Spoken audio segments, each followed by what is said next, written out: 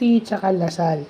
So bakit nanalo yung UST sa Lasal at natalo sila sa NU? Well, simple. No? Because yung Portsky is nagagawa yung gusto. So pag hindi mo na-depensahan yung point guard at hinayaan mo siya na mag-facilitate, yun na nangyayari. And yung Lasal, wala silang panapat dun sa Akume, kay Clint Akume. Ang NU meron, si Owen Johns. So, anong tinanggal ng NU ron? Yung point guard play ni Portsky at saka yung point guard play ni Portsky Padrigaw at saka ni Akume na naneutralize ni Owen Johns. So, depensa. And, although mainit si Nick Cabanyero noong nag-run yung NU, ay yung game nila against NU, pero lumamig yon kasi nadepensahan na siya nung bandang uli. Hindi kagaya nung sa Lasal na kumukuha siya ng offensive rebounds, nakaka-pass break siya. So, yun yung pagkakaiba.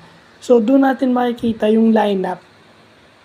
Although may ang Lasal, pero iba kasi pag meron kang yung nadidisrupt mo yung sentro at saka yung point guard, malaking bagay yun. Pag meron kang palapat, so tatapatan mo, may chance kang papunta sa yung lamak by defense. So yun. Actually hindi natin alam no, kasi yung Asido rin parang huli pinasok nung labas, parang lumamig din yung shooting. Yung sa Lasal mainit yung shooting ng UST, kaya sila nanalo sa Lasal. So yun yung pagkakaiba in comparison ko lang. So maganda doon, tinalo ng UST yung UP at saka Lasal na finalist last UAAP season.